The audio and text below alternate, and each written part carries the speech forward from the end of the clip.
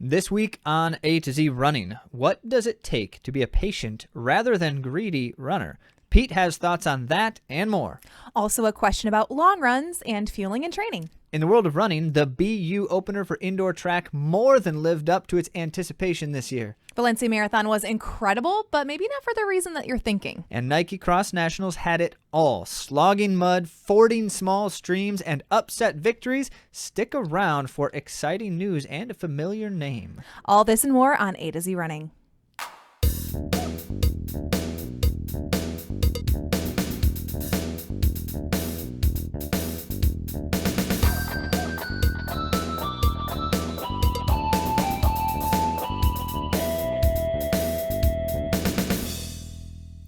Welcome back to A to Z Running, where we help runners thrive with information, inspiration, and coaching and training services. I'm Andy. And I'm Zach. Just a reminder that you can learn more about our services and support for runners at AtoZrunning.com. And be sure to follow us on Instagram, YouTube, and Spotify, among the other places. Because we might answer your question on air, which we did a few weeks ago for Ben, and he followed up with us, and I wanted to read what he shared and to congratulate Ben on a great race. He wrote, "Thanks again. The race was yesterday, and I managed a 13.5-minute PR and technically a BQ time. Only 1 minute and 40-second buffer, but thrilled to have met the standard." Yeah, So, very well done. Well done. Job, Can't Ben. credit that with us, but at least we're glad that what we shared was helpful to you in the final stages of your training. Well, he didn't specifically say that he actually did any of the things we suggested. Well, I think the thanks meant that he did. But that episode that we talked about his question, we discussed a bit about some of the latter stages of training for a race based on terrain or based on the topography of the course. So go back and give that a listen. Good stuff. Well done. Now, time for a Zach rant. Oh, no. Yes, it's time for a Zach rant. Okay, so I have this problem with this phrase that we say so often as runners. And I totally get the thing, and there's some legitimacy to the thing, but it doesn't jive well with the core of what we're trying to get at with our running stuff. So I just wanted to talk about it for a moment because Parker Valby, spoiler, we're going to talk about some of her race results recently here in the World of Running segment. You'll find out more about that if you stick around to the end of the episode. So Parker Valby was talking in a post-race interview, NCAA cross-country champ, outdoor track, 5,000 meter NCAA champion. Like, she's got the accolades, right? And she makes some kind of comment about the I'm in blank shape thing. And the interviewer is like, so it's like, it's this common question, right? Did you really know that you were in that shape, that kind of time shape? And then we just say this all the time. And what it almost always becomes for most of us is we finish a race and we feel less than pleased with it. And we say to ourselves or others, but I was definitely in blank shape. Fill in the blank with whatever time you thought you could have or should have run. And again, like I said, there is definitely some legitimacy to these things because it's often true. Like, by some kind of measurable indicator, you probably physiologically were capable of some kind of comparable result. However, it did not happen, or it happened differently, for better or worse. The point being, what does it matter that you were in blank shape? The consequence of that thinking is almost always bad. And here's why. Because it makes us try to run that pace. Whatever else may fall, whatever else may be, we think, I'm in that shape, I should run that pace. And our answer is, no, you shouldn't. You should run the pace relative to how you're doing that day and all of the circumstances around it. And you should train in such a way so that you know how to execute what you are capable of doing that day. So I guess we need to just continue with our series, and Parker Valby needs to start listening to it. Actually, I'm not sure if she was led in that question. I'm not sure if she's the one who actually said it or if it was the interviewer. Because people will ask all the time, like, what kind of shape are you in? I am not here to criticize Parker Valby. In fact, we have many accolades to share. But point is, we need to be careful about the things we tell ourselves because it causes us to make poor choices as runners. And we think there's a better way. And we've got a guest on this week who's going to share directly in line with that thinking. In fact, he's got some Interesting. awesome things to share. But we've got some other things to talk about first, so let's start with your questions.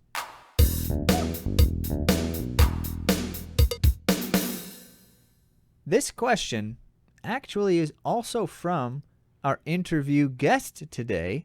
We thought it would not be a bad idea to align the two. As he's asking the question, he also happens to be sharing some great insights. So thank you, Pete, for sharing thoughts on multiple levels with the podcast. We're excited about that. But the question first, and then we'll hear from Pete later. Are there times when fueling during a run should be done? I know you have suggested keeping the effort low enough to not need it. In my case, I want to try new gels out and would prefer not to wait until race day to find out. So that's a really important thing to do as a runner, is to try the things before race day. And Pete, I'm guessing you know that by the way you asked the question. So just before Andy shares her thoughts, the premise of his question is, as we discuss with runners in general, and these are highly generalized comments because it varies immensely once we start talking. You're talking about specifics vary quite a bit. Yes. Yes. Yep. So highly generalized in this comment here. And what it is on the whole, we feel that it's important for runners to train their energy systems in various capacities. And one of those capacities is to train our system to be able to run without fuel in certain senses. And so what that means is the difference between there's the extreme where you take fuel with you all the time when you're running, and it's like a goo every time I run, which is entirely unnecessary most of the time. But the other extreme is you never fuel at all and you're not ready for the race. So we'll talk about that too. And you're not eating beforehand. That's a totally and you're not different actually thing. fueling That's before a very, and after. Yeah. Yes, It's that's a not what we're different talking conversation. about. We're talking about during the run. And so what it is we need our energy systems to be able to do certain things, but also it's a way to help mitigate our efforts. You should not be running so hard in terms of easy effort runs that you need to take fuel for those types of non-extreme, if you're running super long distances. Yeah, of course, definitely. But that's what Pete's asking about. Yeah. So I gave my suggestions to him, but said I was going to unpack it a little bit more here. But the times that you want to practice your fueling are not when most people do, which is during the really long, easy effort. It's actually better to do it in your long, hard effort. That's a better time to be fueling. Long tempos, if you're in the end stages, or maybe if you want to do it earlier on, you could do it perhaps during like a steady state and conditioning. If you have races mid-season and you want to make sure that you're ready for those. So your body responds differently to fuel at a higher effort. And so if you're going to only practice running easy runs, only practice fuel during easy runs, your body might not respond to it very well when you're running hard. Mm-hmm. So it's very important to do it at a higher level effort. Now, I wanted to make sure that I backed up the things that I'm saying here. Carbohydrates serve as a primary source of fuel during more intense exercises, or like moderate to intense exercise. And so if it continues for a significant period of time, the fatty acids will serve as a fuel source when glycogen stores are nearly depleted. That's Mayo Clinic that told us that. So it's just important for you to be trying in a more, like I said, a higher effort, and then seeing how your body responds and only trying one fuel at a time. So if you are planning to diversify, which we suggest diversifying your fuel during your race, that means different kinds of sugar sources. That means different kinds of ingredient types. But when you're practicing, we want you to try one thing at a time so you know whether that specific thing is working for you before you add your other fuels. So this is going to allow for you to do a better trial and error to see what works for you. And it is crazy how different it is for people. Mm-hmm. And that's why you can't just see, okay, this worked amazing for this Olympian, but it might not be good for you. So it's super important to not just base it on other people's recommendations, or even you'd look at like what's in it and you're like, this should be the best. But your body's like, no, thank you. That's not what I want you to take right now. If we've learned anything from things like food intolerances and food allergies and all that type of stuff, right, which is highly individual and differs from one person to the next, if we've learned anything from all that kind of stuff, it's that very rarely do two people respond exactly the same to the same thing we ingest. And as such, there is no such thing as the best kind of race day fuel. And whatever Martin's claims about we've developed the thing that's going to work and solve your GI problems, it's not true. It does for some people, and it actually makes them worse for other people. You have to test it. And yes, Pete, it is good to test it. Now, that's, as Andy was alluding to, with those sustained efforts, we do recommend, once you're running hard efforts that are longer than like an hour to an hour and a half, that window, sometimes it's probably worthwhile to take something. But once you get beyond an hour and a half, for sure, you should be taking fuel all the time for those hard efforts. Right. Because now we're talking about you're actually breaking down your systems a little bit more. You need to take something so that it helps recovery, because now we're in training phases here. You got to maximize recovery still. Injury skyrockets, injury opportunity skyrockets when you're running hard and you're not fueled properly. And also, I'm just going to put this warning out there, even if for easy stuff, if you're not well fueled the night before, the morning of, like if you are not a well fueled runner in general, it is dangerous to do distance running. And it's even more dangerous if you're not fueling. So I think it's really important to really take captive your personal experience and the diet that you have and your nutrition, because there aren't any kind of suggestions that we can make here on this podcast that's going to be dialed in for you. Yeah. So it's an important question to ask. And the answer is, it depends on the nature of what you're doing in training and all of those other potential factors. And so when it comes down to it, if you are going to test something different for a race than what you've taken before, then find a way to test it in training. If you don't have the opportunity to do it, like the ideal, as Andy said, longer hard efforts is the ideal because it replicates what you're doing in a race experience. If you don't have that opportunity, then the next best thing is whatever the longest thing is you're doing for running. That's the best chance to test things because it still replicates some amount of the race experience. And we also do suggest, like for rehearsals, for instance, if you're going to do a rehearsal race, that is the perfect opportunity because you have the jitters in your belly before you put that goo in your belly. The belly jitters? The belly jitters.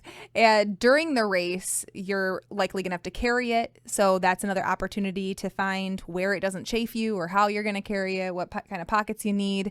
All of those things are key for getting ready for race day. So we call those like rehearsal races.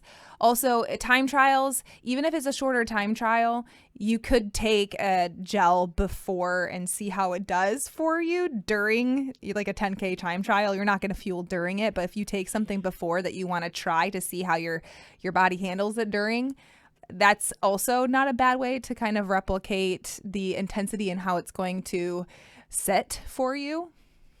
So those are just a couple of ideas. Lots to think about there for you, Pete, and everyone else who is thinking the same question, even if you weren't asking it. Remember, you can ask your questions anytime. We've shared that we basically have 2 vehicles, so pick the easiest one. And then Andy reminded me, really, there's 3. If you find us on a place like social media, comment or message directly, and those are great places to ask questions, share your experiences. But we can make it easy for you. Go to AtoZrunning.com/question or email questions@AtoZrunning.com. All right, now let's get on to the interview with Pete.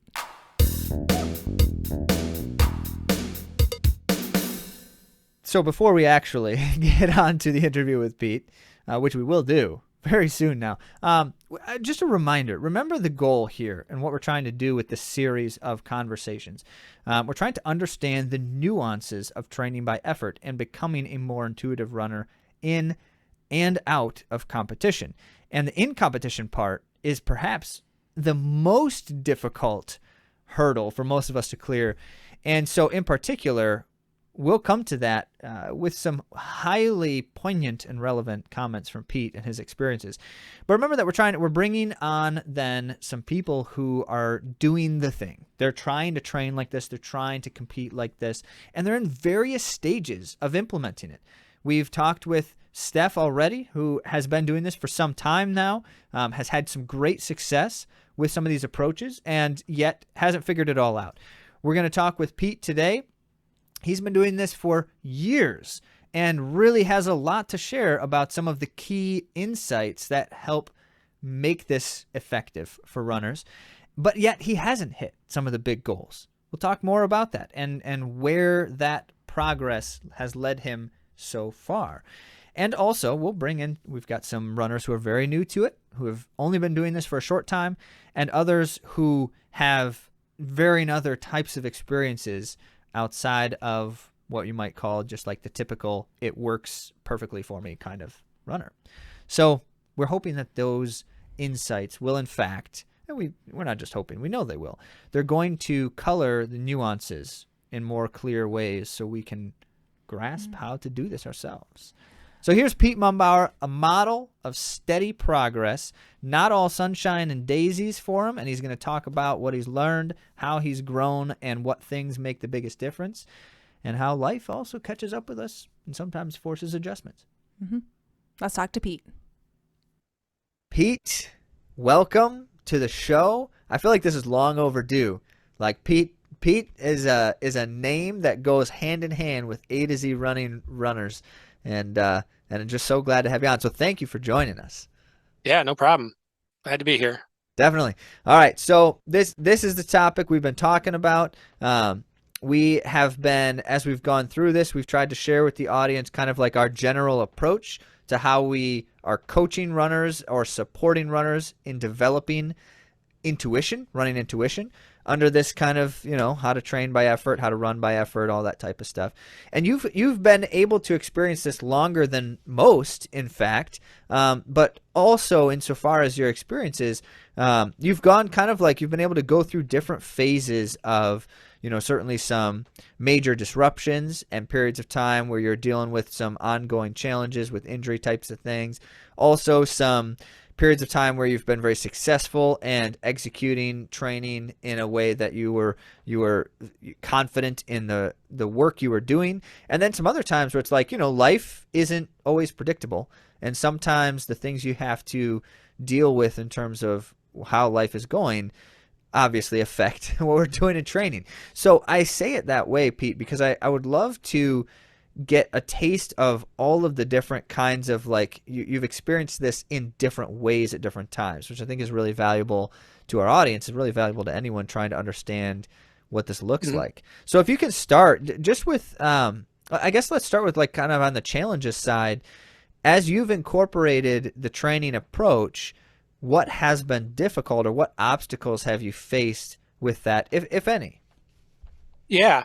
Well, I think like with most runners who go into the effort base, it's always been going from metrics like my pace to intuition, how your body feels, your true easy or, a steady effort, stronger effort, all the way up to full race, feeling that spectrum and trusting how you felt in training.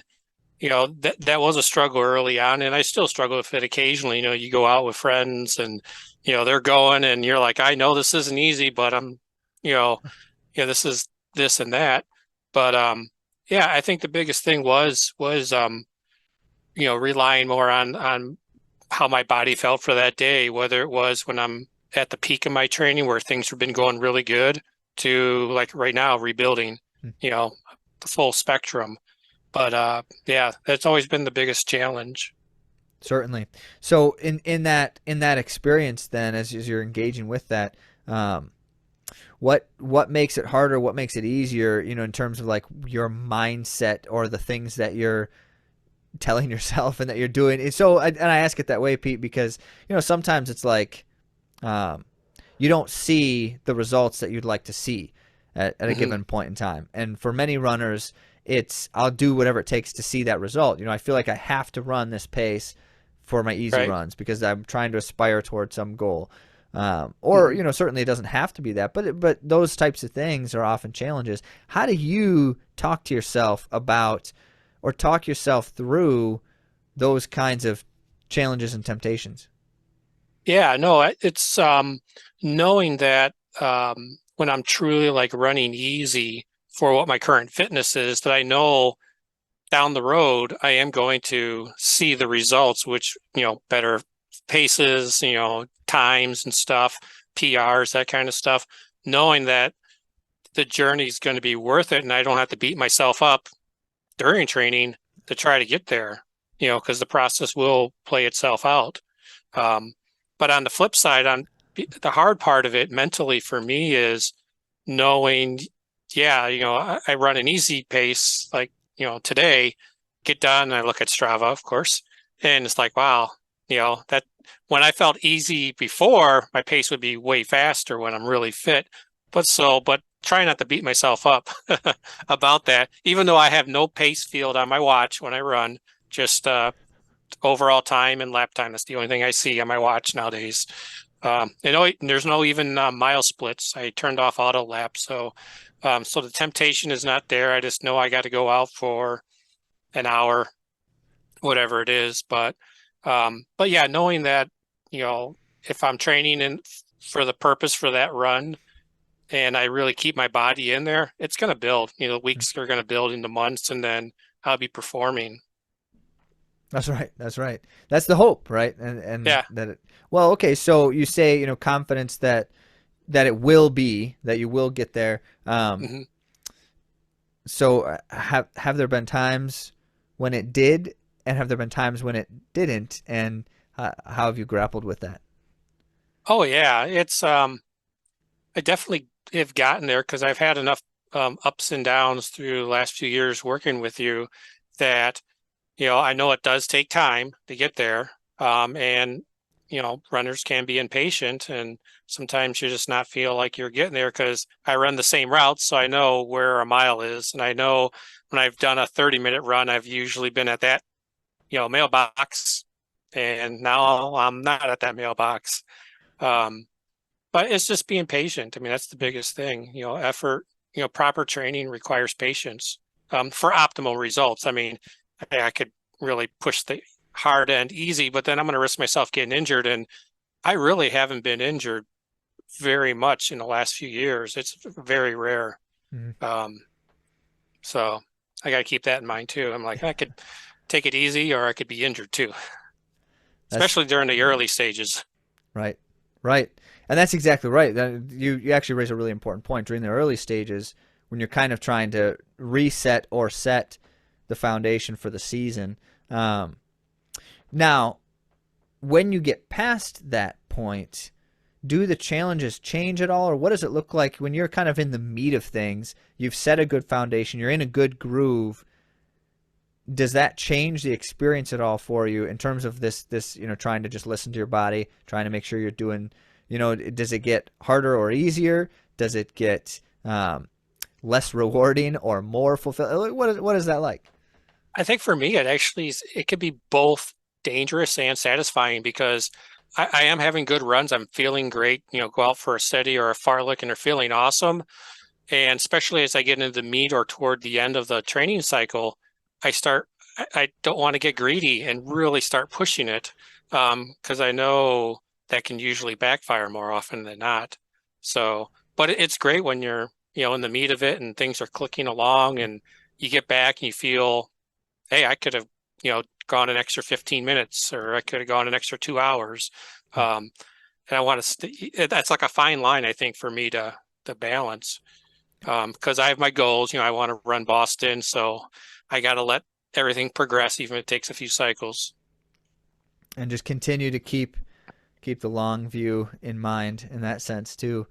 Yeah, yeah, because even as successful weeks of not being injured and staying within the right effort, those build within the cycle, but then those cycles stack on top of each other, and I can definitely see that because I had two really good cycles where I was blowing PRs, mile, marathon, everything. It was great. It was, yeah. I keep dreaming about that.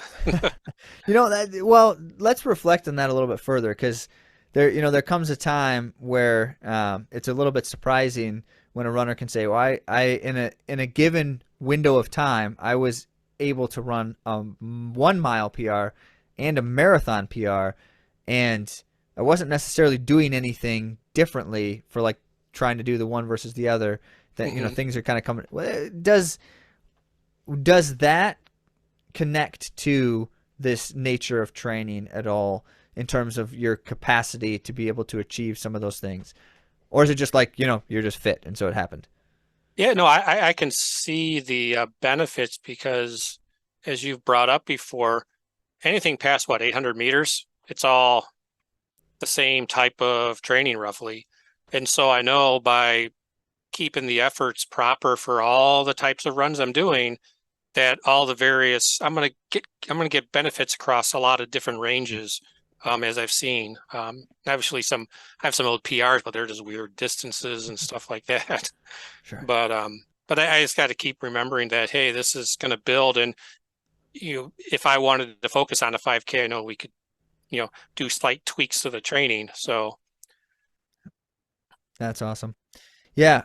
So I'm curious then, because I think the area that is often, in some senses, the most difficult for runners is when the running side of it isn't necessarily the challenge, but the rest of life is bringing some kind of obstacle at some point in some time. So are you able and willing to share in any of the experiences you've had where training has been affected by other parts of life? How do you grapple with that, and how does that connect to your effort to try to train with what you have that day or with what's going on in life? yeah, no, that definitely has been a struggle for me. I definitely could have, really pushed and got more training in, but I've had to allow, life to play out, especially important upheavals that have been happening in my life over the last couple of years. Um, but on the days I do go run, maybe I can't do a full hour. I still get out there and do what I feel like I can do, or if I'm just not feeling like, start going into a fartlek or even a steady, that this isn't the day to do it, whether there's this other things that are going to affect my effort, not just my fitness, that it's just better to pull back, and it ends up being a good reflective run for me too. So, yeah, it can be tough. It's definitely, in the time of day when you do it, if you're really disciplined for the morning, boy, I can see the beauty of that, but it's hard to wake up in the morning too for me. Been there many times. Yeah, that's a whole nother category by itself. So in that sense, you said like there's other values that you get from it too, like the reflection, the time to think, a chance to just kind of use that time for what's needed, and it may not be physiological fitness gain all the time. That's really something. Right. Again, probably a whole nother category that we could be talking about too. So Pete, with the amount of experience you've had and experiences you've had around these things, a lot of people wonder, with training differently at all, for the starters, is it a good idea to try to change up my training? And if I do, how do I do that in a way that minimize risk, maximize potential types of things?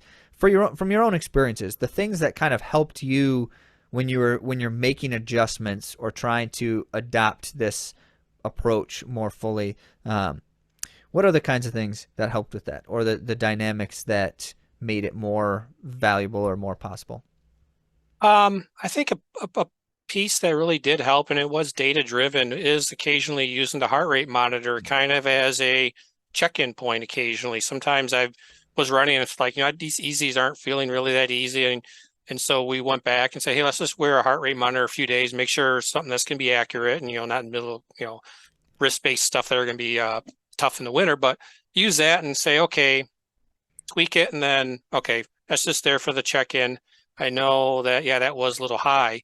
So I think when I was first learning the efforts, once I knew the correlation of how it felt to like some actual hard data that was consistent over a few runs, that really helped me out in the beginning, because I know now that, you know, when it feels easy for me for an effort is, or steady, my marathon is around 150 beats per minute. So if I'm doing a run, if I take a quick peek, once in a great while, it's like, okay, yep, I'm in the right spot. I think that helped me make the connection between the two worlds, I guess. And I felt more confident going off of feel, especially during races. That's awesome. Yep, and that's exactly right. I mean, to build a clarity and confidence within that, that's probably the hardest part. And that's my last question for you. In fact, so you segued perfectly. Not all runners who agree with the training approach want to try to do the same thing in races. And so Yeah. there's a layer further, I think, of commitment to the idea that not everyone gets to that point. Now you have yourself tried to experiment with and embrace what does it look like to race by effort, and you've done so in a few different ways in the sense of like trying some different elements of that. Tell us a little bit about your experience there, and has it gone well, or what are some of those experiences and how have they been? Yeah, definitely from like the marathon side, I've definitely had my best experiences going off of, pure feel. I mean, the Holy Grail negative split, that was like Charlevoix a few years ago. That was incredible. I always by 18 to 20 miles, I was on flames. I was a dumpster fire before, trying to gauge pace, do numbers and do all this other stuff. Where that race, it just kept myself within my means, what we've talked about, all what I've learned from training, that, hey, I know this is a safe spot for me to run in. I'm running within my fitness. And sure enough, get to 20 miles, I'm like, huh, this is new. And then 22 miles, okay, I'm going to start picking this up. I can see a PR here, and just the psychological aspect of it is huge, because it kicks in, because I'm running within my fitness. So, and then follow it up with Indianapolis, where it was a great big PR too there, but I also kind of pushed the boundaries a little bit, and I kind of was looking at the watch a little bit, and I wasn't really. So I've had a little bit of both worlds at the marathon level with you. But even shorter races like my half marathon at Park to Park, I smoked that one, and I kept within myself. I mean, I think it really boiled down to just running to what the fitness I built up over the previous weeks and months, and it just paid off. I mean, and if you looked at my training runs, it was like, oh yeah, I did a 9:30, 10-minute easy runs a lot, and all of a sudden here I'm blowing 7:20s, for 13 miles, and it's like, I didn't think I could do it, but it was there. It felt it. I don't say it was super easy, but but it pays off. I mean, for anyone listening, yeah, it takes some adjusting to get to, but once you're running within your fitness at almost any distance, man, it is awesome. It's what you want to do. It's what you always talk about with your buddies. Like, hey, I'm going to negative split this. I'm not going to be staggering in at the end. I'm not going to be puking. And you remember that Charlevoix race you mentioned, because that was a pretty warm day. It was not a nice perfect 50 degrees or something. Like, that was a warmer one in the end of June at that. Yeah. And there's some hills in there. There's a big hill at 20. I forget about that, but you're exactly right. That was not small. Yeah. It wouldn't be a race I would have targeted for like a flat and fast, I'm going to really crush this thing. It's like, I'm going to have to be careful with this, but it paid off big.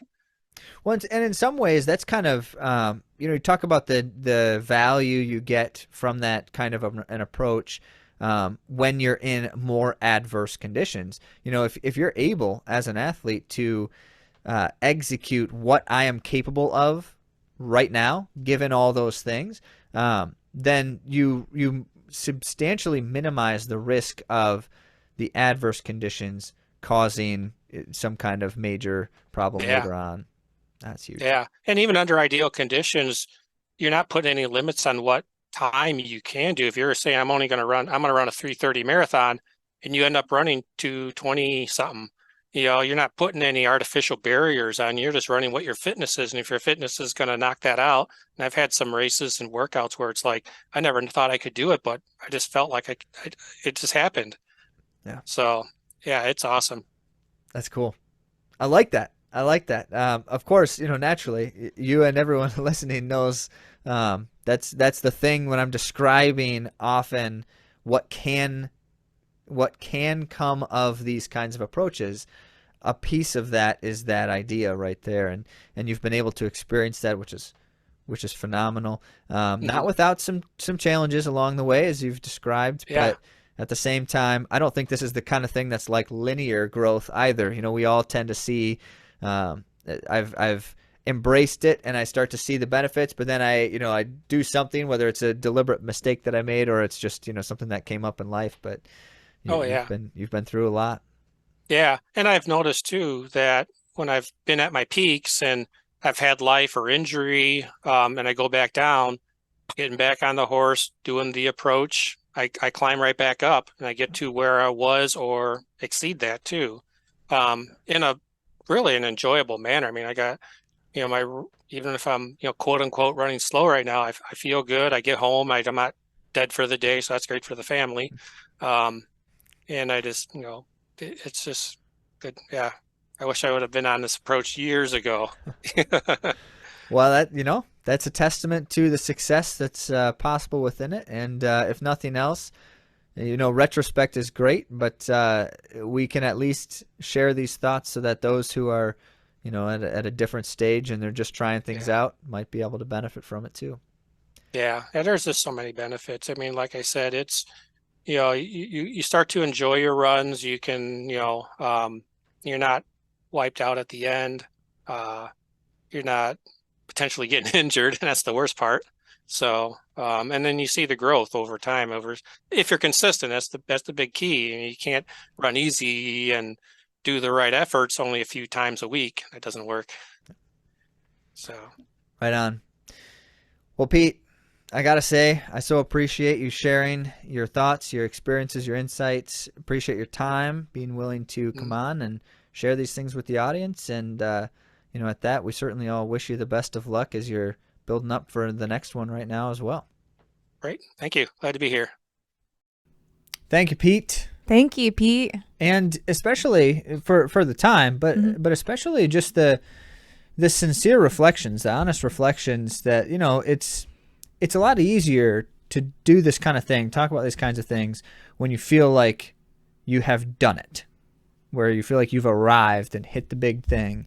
It's a lot harder when it's like, there's more I want. I'm not quite there yet. So thank you. And if there's one thing, if I might draw upon one thing that you said in particular that I just really enjoyed and appreciated, hence I titled the episode after it, don't be greedy. Don't be greedy as runners. Like this idea that we want it so badly that we overreach. We do that so much. And I'm not condemning anyone who's listening to this because I think every single runner does that. I am just as guilty just as often as everybody else. And that's part of, if any of you listening have been commenting to me, because a number of people have, they're like, oh, are you all right? Are you healthy? Like, you're not posting on Strava. Well, I'm not posting on Strava because I'm not posting on Strava or using a watch for anything that I'm doing right now. Because in my mind, the only way I'm really truly going to stop myself from making these kinds of bad choices is by not knowing what's happening by the data so that they cannot affect my bad choices. So yes, it's true, you can actually still make the bad choices, but as Pete was describing, we need to learn how to be patient in a richer sense as runners and understand that the thing that's possible will come to me if I do things in the right way at the right time. That's good. Thank you, Pete. Mm-hmm. Thanks, Pete. Now let's get on to the world of running.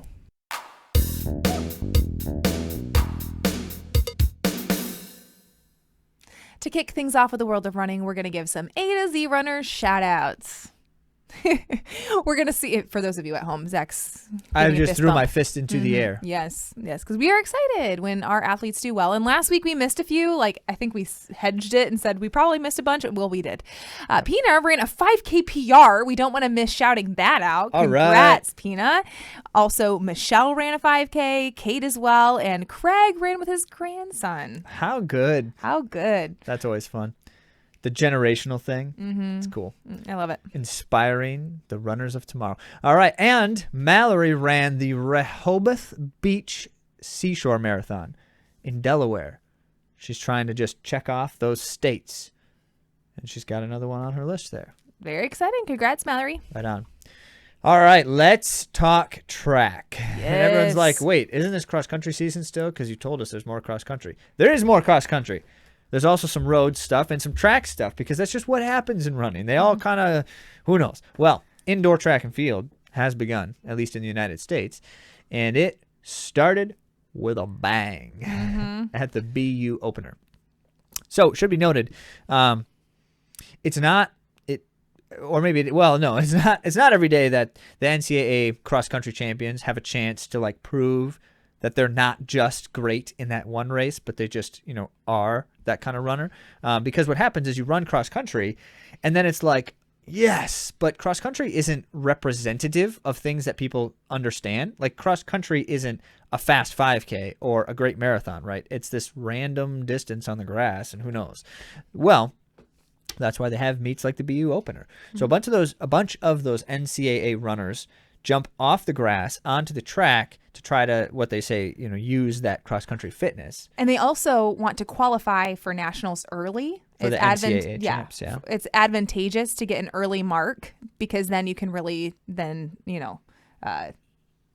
well, you can chill for a bit. set up in the yourself early for the best season, season right. possible without hammering race after race trying to hit a mark.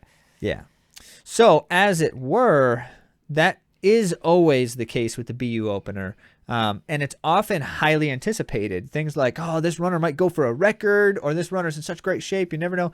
And then it just often also doesn't really happen, in part because the runners show up there to run a qualifier and not necessarily, after a long cross-country season, super sharp. But as it went this time, it was very exciting. And it met and exceeded all expectations. Let's start with the women's 5,000. Mm-hmm.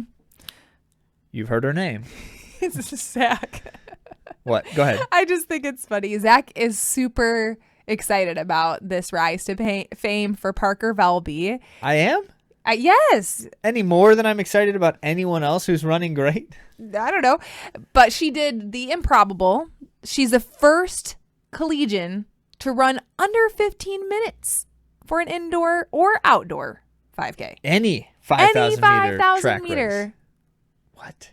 What? And she seemed unenthused about it. Well, we'll talk more about that. She not only is the first collegian, she's actually the youngest American, period, to run under 15 minutes at the ripe young age of 21 years. Okay, yes. Cool.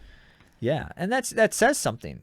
It is the fact that the great American 5,000 meter runners, like Alicia Munson's record, which is 14:19, like they're running super fast, but they don't usually do that until they've been at it for quite some years. So Parker Velby at 21 years of age just ran 14:56, new collegiate record, faster than any outdoor. You don't get an outdoor record if you run on an indoor track, so she doesn't get both records, but it's faster than them. And in fact, is only a shade slower than the Olympic standard of 14:52. Maybe that's why she was unenthused. Well, it could be, but she wasn't really. So this is my problem. The interview, she kind of was like, this is classic Parker Velby. So her cross country championships interview was like uncommon, where she was really excited and talked a lot. This is classic Parker Velby. Basically, it's like yes or no answers and full of awkward silences because she just sits there while they're waiting to think of something else to say, the interviewers. And as She's it not were, a bad interviewee. no, but she seems like this was just kind of like just another race. Just another race. You just broke the collegiate record. And she said things like, I didn't really know that I was that I was in that kind of shape. She said things like, the plan wasn't really to try to run that fast, but you did. So how did that happen if it wasn't the plan? So apparently her coach said, okay, Annie Rodenfels took off, BAA pro runner. She took off and the field was being paced at like the NCAA standard kind of level, which was a fair bit slower. So Valby's coach just said, go with Rodenfels. And she did. And then she did more than just go with Rodenfels. Yeah. So well done. And well raised. Did she win? She won, right? I think so. Yes, she did. By a fair bit, I believe. The last K was just brutal. Okay, so Valby wins the race. Collegiate record. All great stuff. This is only the third time Parker Valby has run an indoor track race of any kind. She's always hurt in indoor. Oh. Which we've talked about. This goes back to Zach is not, by definition, some kind of Parker Valby superfan because I have major questions about the way she goes about the sport. And I don't have enough answers to know more about it than that. I have questions. Okay. So that was very fast. Well done, Parker Valby. This is just a little side note. It's really hard to be good 3 seasons in a row. So indoor, it's tough. It's tough to do a cross-country season, a hard indoor season, a hard outdoor season, and then see what you can do in the summertime with the pros. Yeah, usually one of them is a bust. And it's usually the indoor or outdoor track, depending on if they do the indoor hard. Yeah. Which some colleges don't put an emphasis on it. So it just depends on the university. Yep.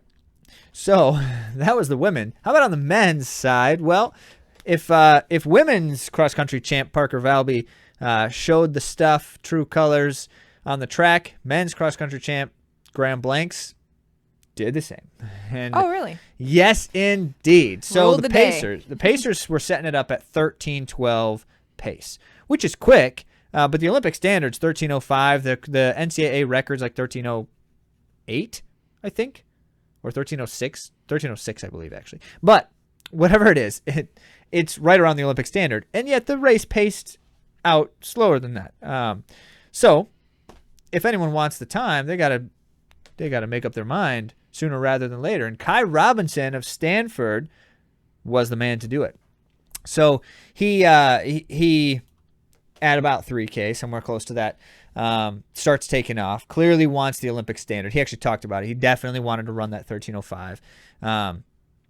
And so he wasn't alone. So you've got Graham Blanks, NCAA champ from cross country, and Sam Atkin, pro runner out of Great Britain, both going with him. And between the three of them, now you've got a race in your hands. And this is always the best recipe for fast times. Run fast with a race, good stuff.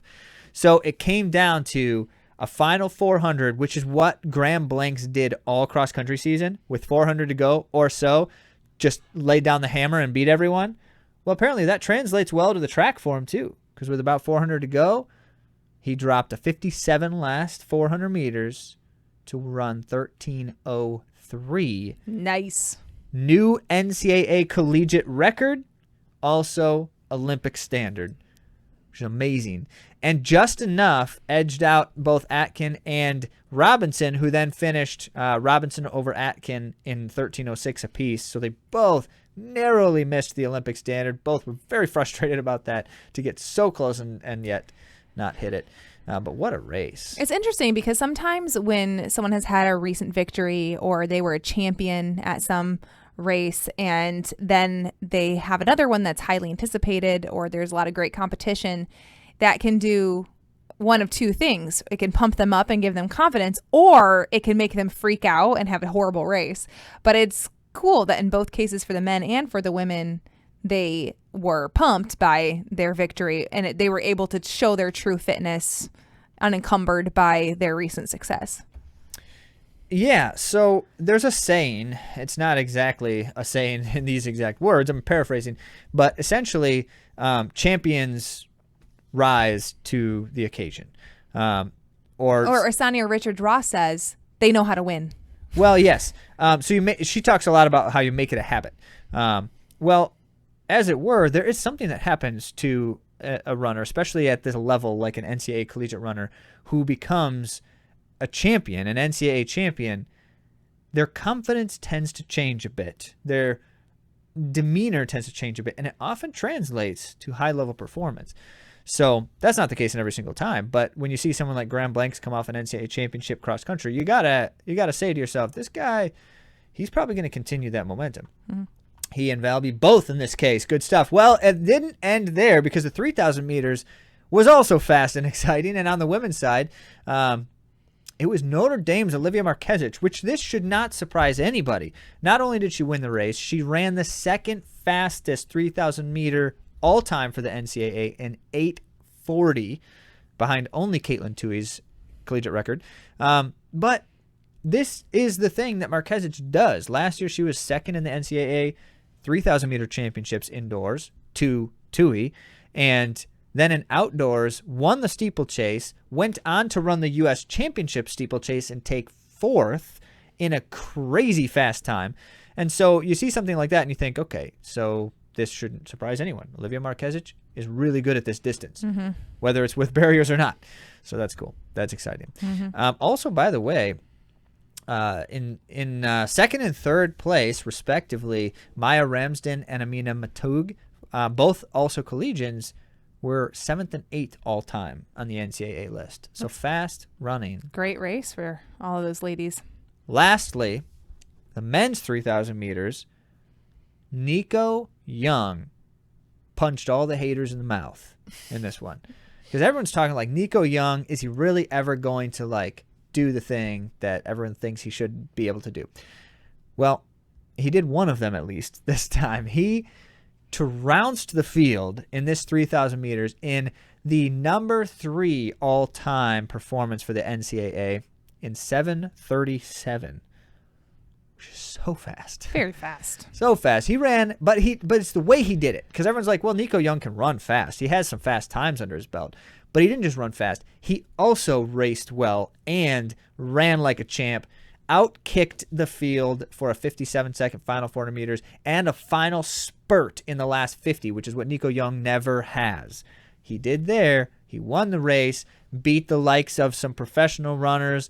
Kieran Lum, Craig Engels was in the race with a PR as well to boot. We're not going to really talk about that here, but so there's lots going on there. Nico Young, impressive performance. Which is really cool to see him put that piece together, because that is the piece that doesn't take as long and just needs some fine tuning. He needs to be able to, it's not very long in the making. So the fact that he's a really strong athlete and has been able to have great success at multiple different distances, and then he doesn't have like the turnover to outkick people, to see him be able to learn how to do that and to get that great neuromuscular activation. Obviously he's peaking for this because he had cross country just last week. So it makes sense that in his peak, you were going to see this come to fruition for him. Good stuff there. So what is more, and what's really got people saying, okay, Nico Young is dangerous, he actually ran another race later on that day. Oh, wow. Okay. He ran the 5,000 as well. So he and teammate Drew Bosley did this double from Northern Arizona University. And apparently they were doing the 5,000 to pace their other teammate, Theo Quacks. But they finished. And Nico Young ran 13:22 for a 5,000 after 7:37 for a 3,000, which is not too shabby. Also qualified him for the NCAA championships. So now he's got both qualifications just out of the way. He doesn't have to run times at all until the championships, which is exactly what you want to have to do in indoors. Right. And Drew Bosley ran 7:43 and 13:29 for his double, which is just nearly as insane. So these guys, they're doing it. Super fun. Well, let's move to the roads now for the Valencia Marathon, which is an event that has been known to be pretty fast and has been a little bit fast. Known to be quick. And the big talk of the town, Zach, was the debut of Joshua Cheptegei. Do you want to lead us with that? 5,000 meter, 10,000 meter world record holder. He's got some road records as well. And this was going to be the big start. Debut. So I find it strange that everyone's always like, when are they going to marathon? With runners, it's like, not everyone has to marathon. But at the same time, everyone basically does eventually. So this was his start. But he had said beforehand, I'm not focusing on the marathon yet, just dabbling, because he's coming right back to the track for the 2024 Olympics. We'll see. Sifan Hassan seems to be able to do it all. She does. She's also a singular thing. She's otherworldly. She is an entity that exists nowhere else in the history of time. But Joshua Cheptegei is special. So can he do it? Well, not yet. The answer has been declared, and it is not yet. Side little rant. That's why those pace calculator indicators that determine different races and what your time will be, it does not necessarily mean that you can run that time. Like for Joshua Cheptegei, for instance, he's a world record holder, so of course he's going to run fast in the marathon. The marathon's a different animal. Yeah. Thing. He has run way faster than Kipchoge in the 5,000 and 10,000. So he should be way faster in the marathon. That's what the pace calculator says. Nope. Not buying it. It's a different distance. So it's also a different We day. take it with a grain of salt. For sure, those pace calculators. But he did try. He went out with the leaders, and at halfway, they went out fast. The men did. Halfway, they came through in 1 hour and 35 seconds, which is, if you're doing the math, not far off world record pace. So they were going for it. Cheptegei said, I'm going to go for it with him. His second half was 68 minutes, which does not feel good. An 8-minute positive split. Mm-hmm. That's painful. But Cisse Lima of Ethiopia, who was kind of driving at that early pace, they had pacers at the time still, but he ended up holding on fairly well after running a half marathon PR in the first half and only a few seconds slower than his half marathon PR in the second half. Yes, Lima basically averaged 2 half marathon PRs in a 1 marathon race and won the race in a blazing 2:01:48, which is only so fast. That's 7 seconds slower than Kenenisa Bekele's Ethiopian record, and only about a minute off of the world record. I mean, you don't get much closer to that. And I should further say, with Cisse Lima especially, this is his 25th marathon, and he just ran a 2-minute personal best. That is not common. Because 25 marathons means you've been doing this for a while and you've put some serious drudgery on your legs. Like, that's a lot of racing over many years. And yet, he showed that he's still got fire and he's still got some improvement under him. So, blazing fast, won the race. He ended up winning by almost a minute and a half over Alexander Mutiso of Kenya, and Dewitt Wold also of Ethiopia, who both ran personal best times for second and third in 2:03:11 and 2:03:48 respectively. But get this, fourth place, who was nowhere near the race at halfway, ends up running the smart race, which you'd expect out of a veteran champion like Kenenisa Bekele, at 41 years of age, ran 2:04:19, a new world masters record, and fourth place at Valencia. That's so good.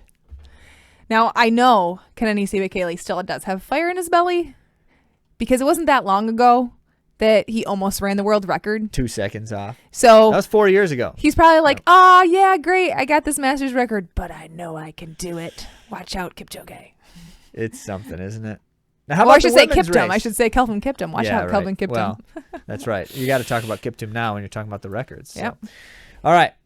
On the women's side, it was just as interesting and more so in many respects. So, Worknish Degefa. Let's talk about Degefa for a minute. Ethiopian.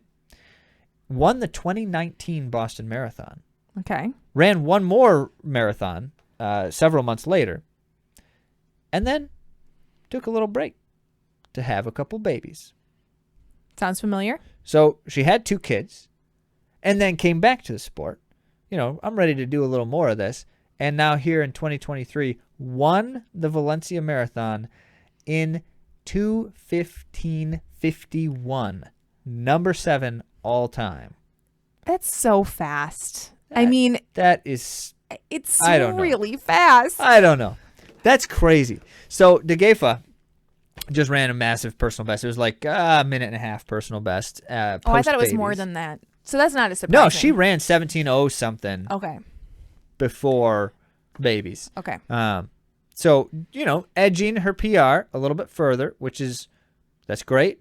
Doing it in resounding fashion. She won the race by The about shoes 30 are better seconds. now, so Yeah, that's true. I don't want to bring it into every conversation.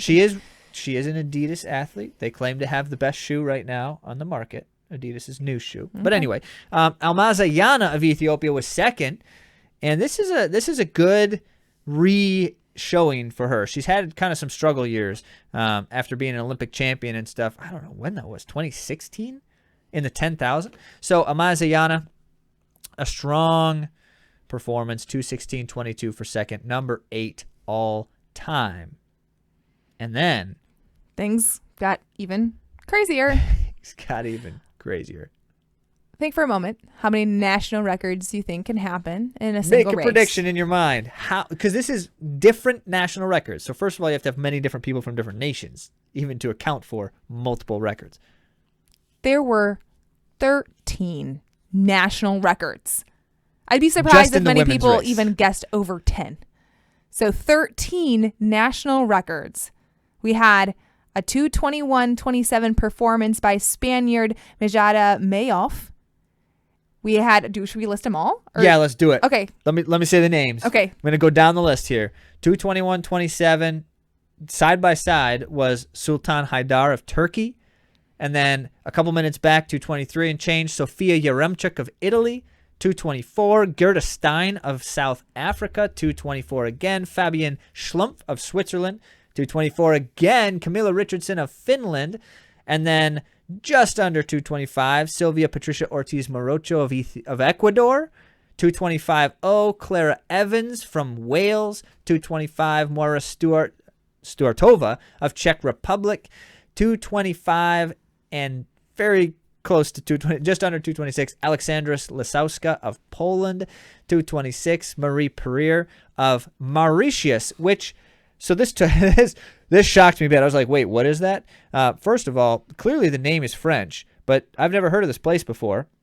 Well, it turns out Mauritius is an island in the Indian Ocean, not far from Madagascar, to the east of Madagascar. It's a French colony, or once upon a time was a French colony, and it's apparently like one of the most beautiful places on the planet. And now I had never heard of it, I'll be honest. Now they have an Olympic qualifier in the marathon. That's cool. There you go. So that's a national record and an Olympic qualification. 2:26 and change, Julia Mayer of Austria. And 2:32, Diana Bugantes of Costa Rica. What an amazing race. Does any one of our top Americans want to go race next year in Valencia? Because maybe you'll get a record. It's an interesting. So here's what Let's Run had to say about this. They're like, Abbott, World Marathon Majors, all of that. They've been really trying to beef up the majors, make it something, even add some potential events to it. We've talked about that a bit in the past.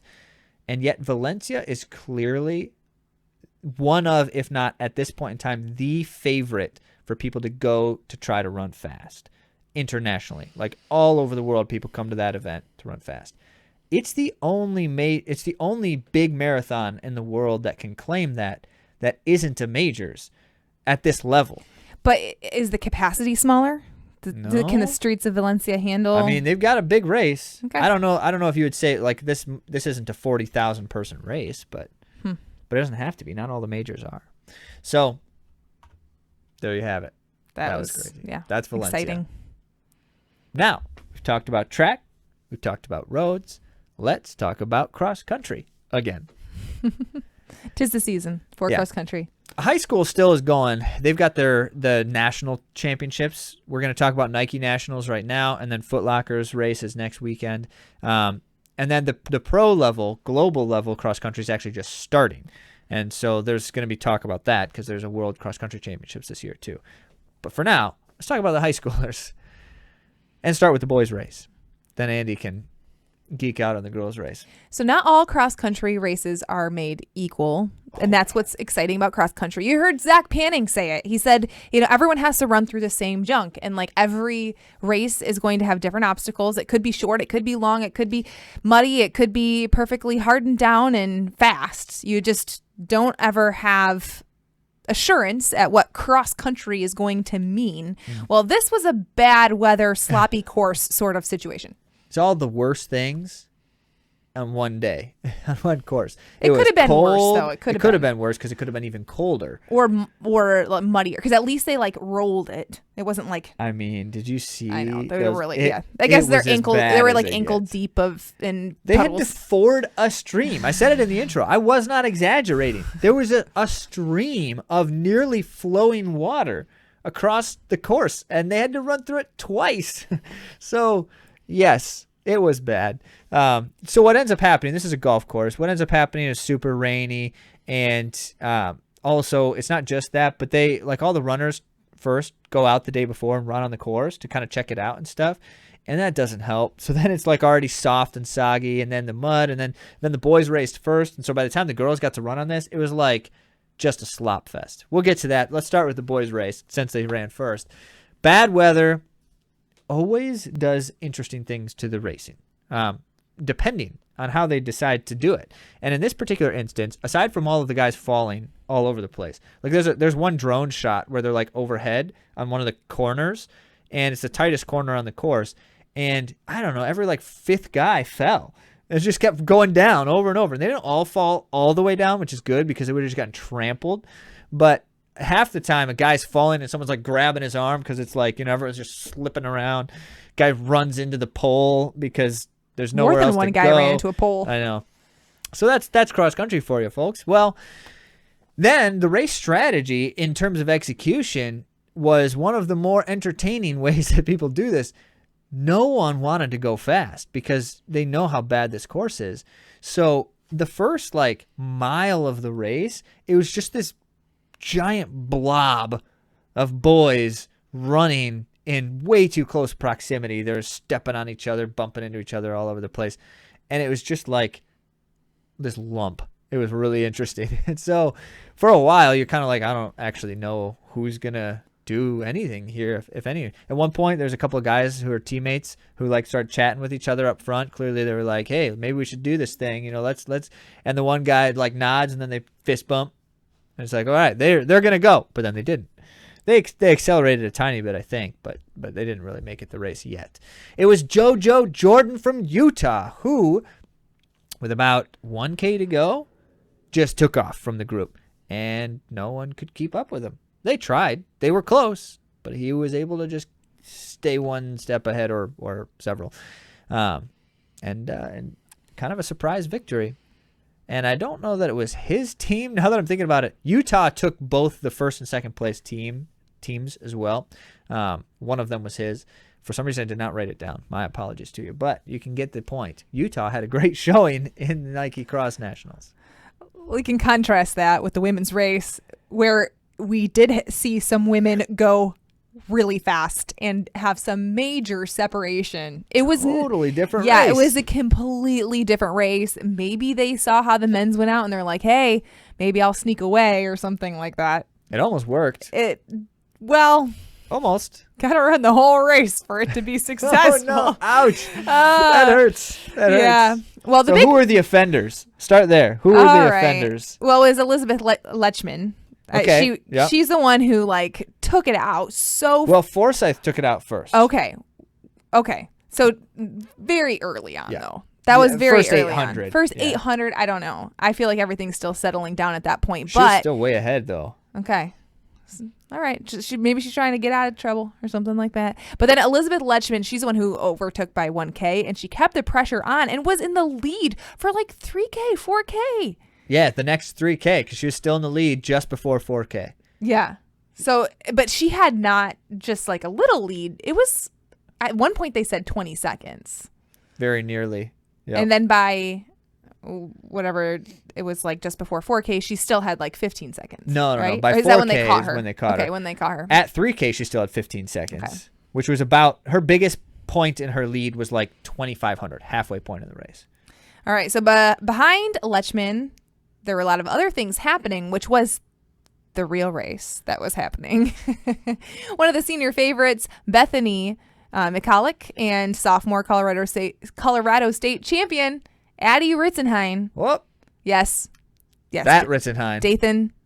Dathan's daughter. We talked about And her last Caitlin. year. As a freshman, she was already on the scene making waves. 18th at Nike Cross Nationals last year. 7th, I think. Was she Foot the Locker. first? She's the first freshman, right? Or She was the something like first that? freshman. Okay. Yep.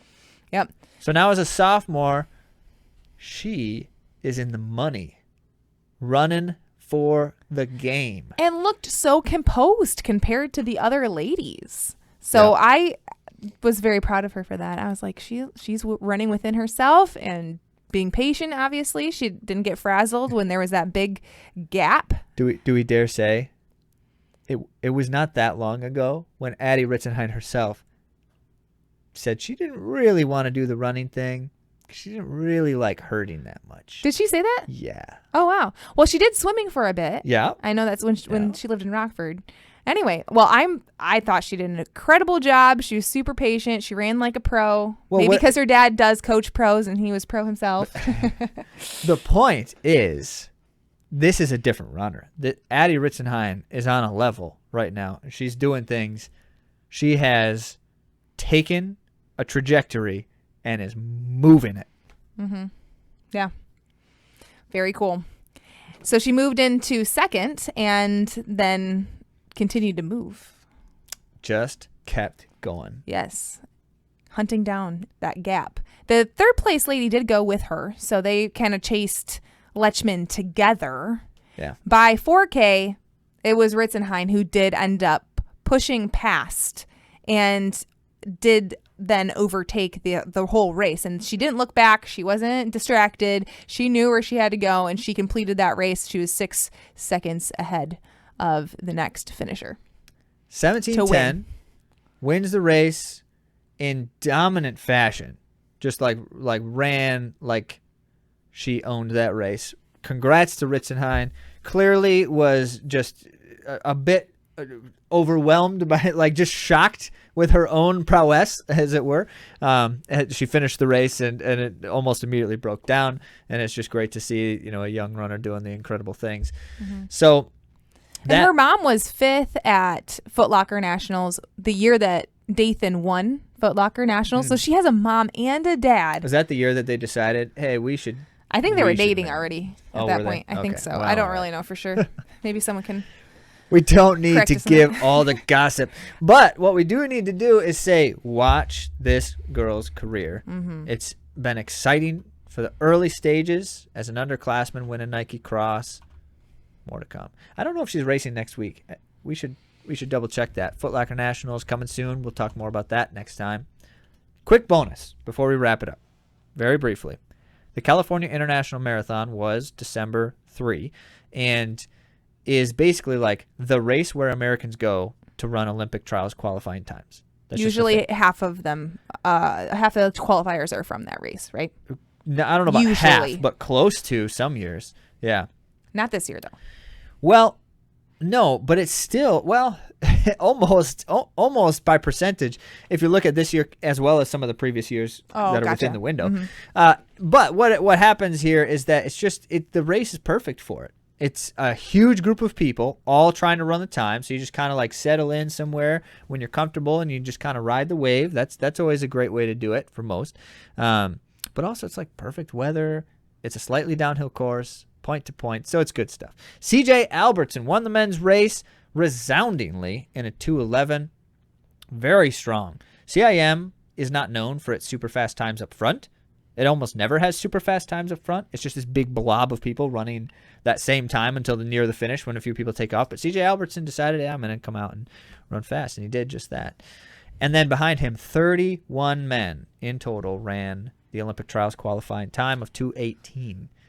That's a lot. Many already had the standard, so that's not 31 new qualifiers. Oh, okay. But 31 total in one race. It's cool. They gave them all these flags that said Olympic they're trials towels. qualifier. Were they flags? They look. I'll have to ask. It's a bright someone who yellow, said Olympic trials qualifier, U.S. Olympic trials. Yeah. Very That's cool. fun. Yeah. Let's see. And then the women's race, Grace Kahura won by almost 4 minutes. Or no, wait, over. Almost 4.5 minutes. 2:29.00. Very strong performance. Takes the women's race resoundingly. Once again, not a race that's known for super fast times up front, so it's very impressive. Over Annie Rodenfels? No. No. Allie Kiefer. Thank you. Rodenfels was the track one. Allie Kiefer in second place. And then behind them, 15 women in total managed the Olympic trials qualifying standard of 2:37. 15. Yep. Just goes to show how much more aggressive that standard is. It is. Because I think previously in the past we've been CAM talking about like 30 or 40. Yielded in a each race, lot yeah. more for the women especially. So, but overall, that's congruent, like Zach said, with the percentages because there's just far fewer qualifiers in general, which that was the purpose of them lowering the standard, was to narrow down the field a little bit. Yeah. Do you know how many there are now? Total? Yeah. No. We'll get back to you on that. It's close to 140 though. Okay. In that near vicinity. For the women? Yes. So, in which it was over 500 last time. It was 500 Yeah. in 2020. And it's 140. So you get the point. You clearly understand it. Now, for further context, because it's worth noting, Andy's like, yeah, it's usually a lot more people. The previous standard in 2020, it was 245. Well, how many people do you think ran 245 or faster in this race? This gives you a clue of how many would have qualified. 72.